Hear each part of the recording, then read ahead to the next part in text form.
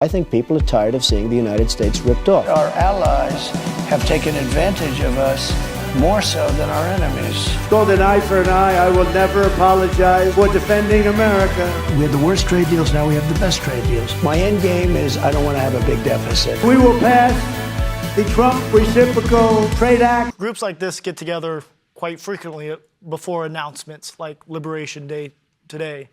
And we talk through what the president's decision is, what's the purpose of that decision, and how it's going to be implemented. And then we strategize on how to communicate it to the American people. That communication usually goes through the media. They pick and choose the facts they want to focus on and the narratives they want to drive. And so we thought we'd do it a little bit differently this time. Take out the media and show the American people what the conversation's like that we normally have. Get into the details, the thinking, and the purpose of this and how it's through the short term and long term is going to affect the American people. Stephen, you've been with the president for a long time. You were a part of the first administration and some of the battles economically, taxes, that had historic impacts on improving the economy. Today's a big day. Can you talk about the president's historical view on global trade and the tool of tariffs or the use of tariffs that he envisions, not just through Liberation Day today, but how he's used it over the years? Yes. Well, the announcement today is the most significant action on global trade policy that has taken place in our lifetimes. It's not even a close call.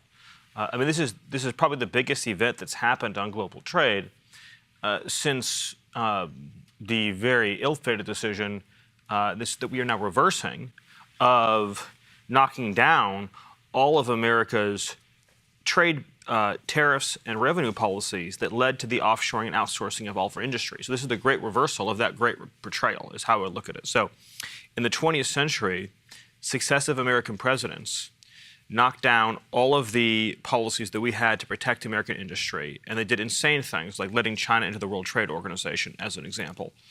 And we watched all of our factories go overseas. This is the complete reversal of that. This is the great onshoring, the great reshoring of American jobs and wealth. So if you look at America today, we're totally dependent on foreign countries for the supplies that make this country run, for all of the essential goods, materials, manufactured products that make it possible for us to live our lives. Our cars, our electronics, all the materials that go into our homes, our buildings, our medical supplies, our entire supply chains are completely embedded in foreign countries. So if there's a national emergency of any kind, and a country shuts off an import or a foreign power embargoes a sea lane, we are then left defenseless, helpless, because of the decisions that prior leaders made that President Trump is now reversing to let all of these industries leave our country. And so what he's doing today is, for the first time ever, he's saying that if you have stolen our jobs and therefore threatened our national security, we will apply a reciprocal tariff based on the degree of your misconduct. So for countries like China, for example, they will see a very high tariff rate because they've engaged in the most egregious conduct that threatens our national security. For countries that have severe but not as severe misconduct, they'll see a moderate but not as high tariff rate. The effect, though, of those global tariffs will be that companies will have to move their production back into the United States. So factories will leave, whether it be Mexico or Canada or Vietnam or Cambodia or China or the European Union. They will come back to the United States to produce their products, to make their goods. And in so doing, yes, it will create jobs. Yes, it will increase revenues. But most importantly, it will restore our national security so that we will not be dependent on anyone else to survive and thrive as a nation. That's the significance we're talking about today, the most important economic event of our lifetimes. And Stephen, he didn't just wake up this morning and say, I want to implement tariffs.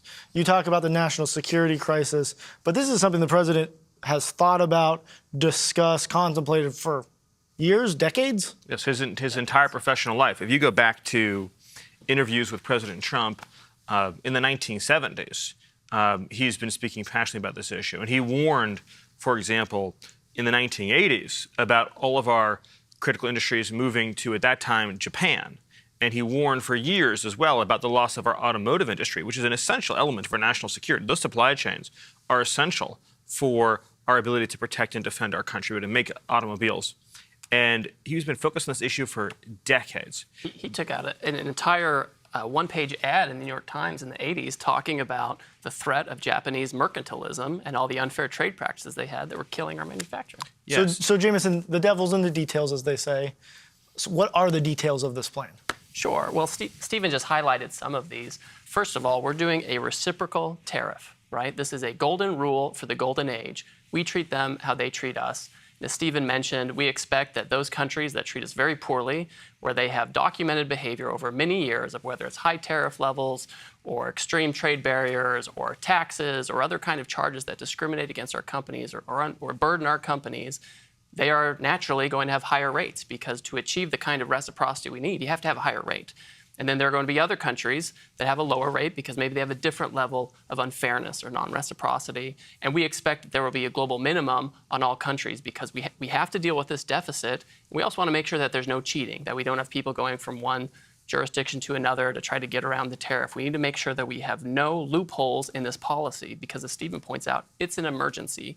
The urgency of what's happening right now cannot be overstated. That's why the president on day one announced he wanted us to look into it. We looked into it over the past couple of months, and we're taking action the day after we reported back to him. I have right here a book full of all of the unfair trade practices by our top 100 partners. We published it just a couple days ago. And you said something interesting. Some countries will try to get around the tariffs by shipping their product through another country. They store it there for a couple months, and then it all becomes the sale of another country. Can you talk through how that works? Sure. Well, we're stopping that. We don't want a situation where China, for example, might just send a bunch of parts down to Vietnam. Vietnam, puts them together in a light assembly and sends it over and says this is a product of Vietnam. At this point, we will have the kinds of tariffs we need and a broad-based tariff to stop that kind of behavior. And of course, we're going to be very, very focused on enforcement to make sure nobody does that kind of thing. And the media uses the word tariff very broadly. What kind of tariffs are there, and how do they work? Oh, certainly. I mean, we have, for example, rice. Japan, in some instances, will put a 700% tariff on rice. So if the United States wants to export rice to Japan, where they eat a lot of rice, Japan will charge a 700% rate on that rice. It's incredible, right? Ours is much lower. Apples in the United States, if you want to import apples into the United States, it's duty-free. It's a 0% tariff. But if we're going to go to India, it's about 50%. If you want to go to Turkey and send American apples to Turkey, it's a 60% tariff. And so it prevents it. But that's not even the worst part. The worst part are the non-tariff barriers, where they use fake science or fake standards or other barriers to keep out our things.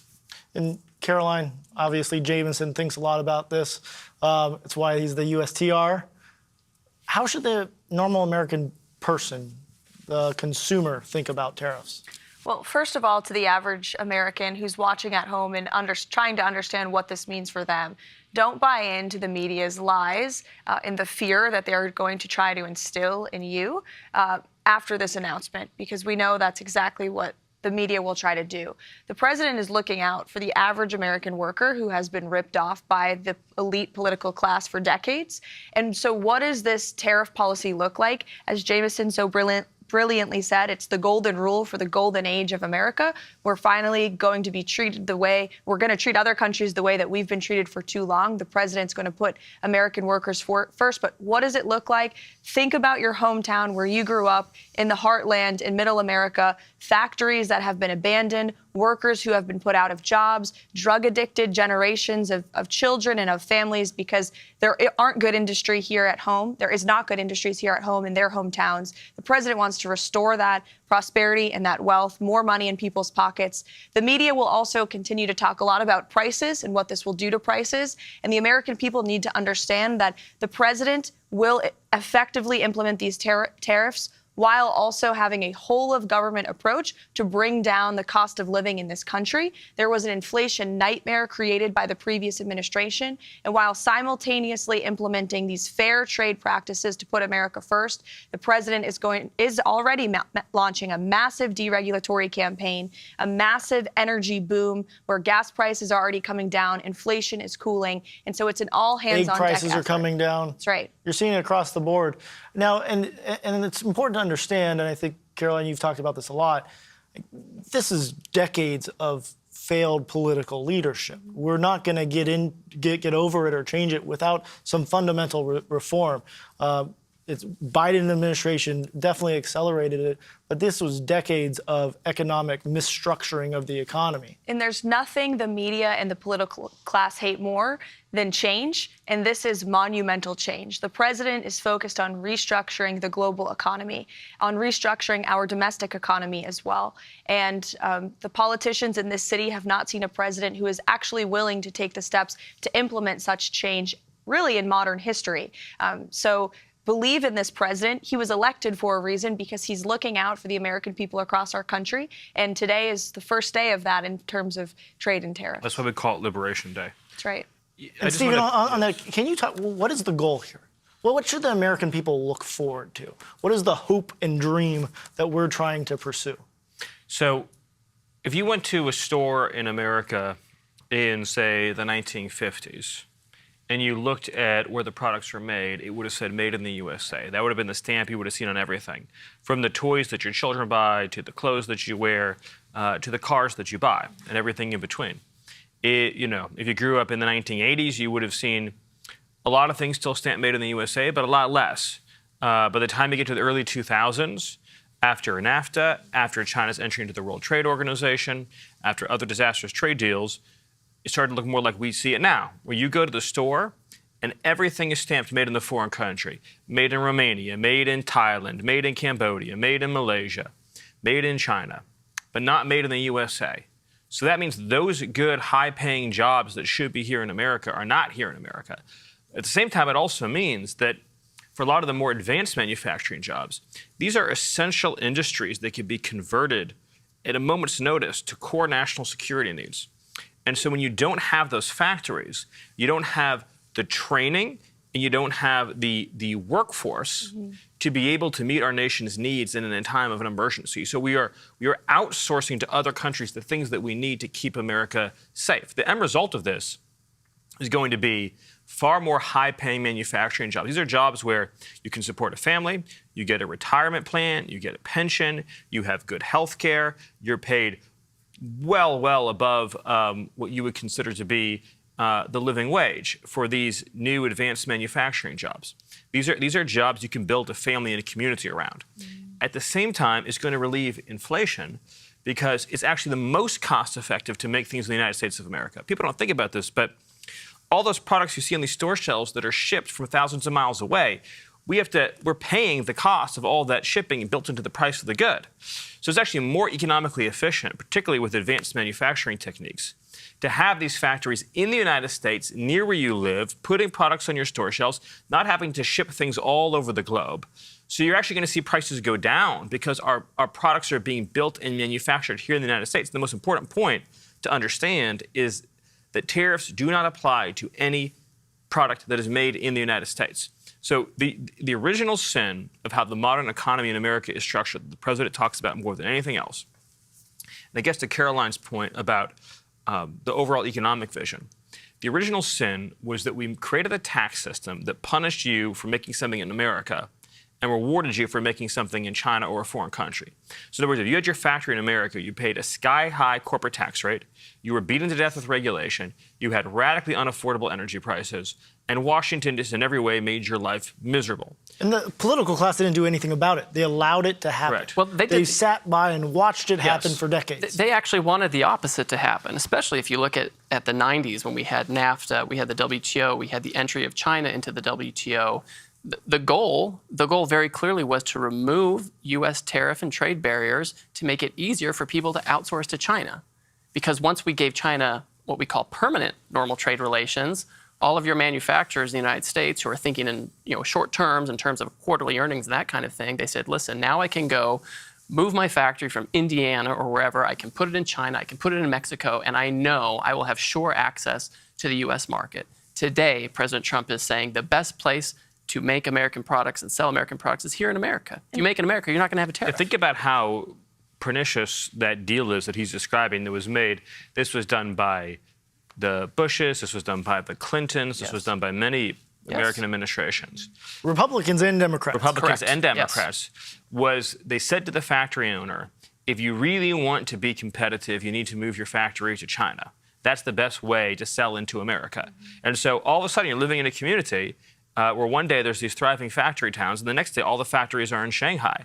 And so my point about the original sin, it was the sin of saying that we were going to give the most favorable treatment to foreign production, the least favorable treatment to American production. It's completely inverted, right? So the president is saying today is the opposite of that. If you have your factory in America, you pay no tariff. We are going to reduce your taxes, and we're going to reduce your regulations and reduce your energy costs. So you're going to get the best possible deal, but you have to do it here. And to anyone questioning the effectiveness of the president's trade and tariff agenda, look at what has happened before Liberation Day. We have had billions and billions of dollars Billions, worth of almost 2.7 now? great investments, yes, into our country. You have some of the biggest companies in the world like Apple and Hyundai announcing investments in American communities. That are jobs in these communities, that's manufacturing in these communities. Those are American families who are going to now be able to live the American dream because of these investments, and the tariffs haven't even been implemented. So President Trump is serving as America's businessman in chief, America's negotiator in chief, by encouraging and incentivizing, for once, finally, for these companies to do business here. We have the labor, we have the resources, we have the best market in the world. There's no reason we shouldn't have a president who's trying to champion America and America First policies. And Caroline, he had identified the problem, and he's got a solution. But you spoke to this before. Tariffs are a big part of the solution here, but it's not the only part. Right. Companies coming in, we've all been sitting in meetings with him where he says, what is your problem for coming back? What's getting in your way? Is it regulations? Let's solve that problem. The president he talked about it in a press conference this week. He had Stellantis, big car manufacturer, some of the best brands that there is. And he says, what is your problem? He says, all the regulations. You have California that's just crippling car manufacturing with their erroneous green new scam regulations. We need to pull them back. The president gets on the phone. He wants to bring companies back. He wants to bring jobs back. He wants to bring wealth back. He wants to make things more affordable. Jameson, how is he doing that? Well, let's remember that he has a great track record. If you look at the first term, the president used tariffs to great effect, and he coupled it with great tax bill, great energy policy, all things we're talking about now. And what happened in the first term? Inflation went down, unemployment went down, real median household income went up for every demographic. I mean, this is incredible. We had manufacturing jobs went up, so we know it can be done. He's already done it before. We're a couple months in, we're already doing it now. He knows exactly how to use the tools of the economy, whether they're trade tools and tariffs or other tools, to really make sure that America can be competitive, that American workers can have good jobs, and American families can have prosperity in their communities where they live. And we want to wrap this up. So, Stephen, Caroline, some last messages. What do you think the biggest takeaway of today is, and what should the American public look forward to? Well, I think at a fundamental philosophical level, when you talk about America first, it gets down to this. Who should have priority access to the U.S. market? Should it be the factory that's located in Cleveland, or should it be the factory that's located in Beijing? That's the fundamental question. The radical left corporate media, the globalist corporate media that is attempting to criticize this plan take the view that the best place to put your factory should be in Beijing or Shanghai or Bangkok or anywhere but the United States of America. The president's view is we should do everything in our power to make it so that the best place to put your factory is in an American town. So we get all the benefit. We get the economic benefit, we get the social benefit, we get the community benefit, and most importantly, we get the national security benefit of having our critical industries here in America. And that's why we're calling it Liberation Day, because he is freeing us from a global economic system that has made us subservient to foreign nations and foreign powers. And Stephen, on that book, means it's not a short-term solution. This is a philosophical belief in a future for America. And so for those looking for predictability, we hear that word a lot. you can predict this policy will remain in effect. Correct. The predictability is the absolute certainty that this program will remain in effect, that we will continue to have policies and continue to have tariffs that will ensure that we have the national security needs of our country met, and that means American industry inside of the United States of America. It's actually the most stable and predictable policy because everyone in the world knows if I want to sell to America, just move your factory to America. Nothing is clearer, more stable, more predictable than that. You want to sell to Americans, then get your company, get your business, get your plant, and move it to America. That is the most predictable. And on top of that, we're going to have regulatory certainty, tax certainty, and energy certainty. So this is the definition of certainty and predictability. And to your point, it's not a short-term fix.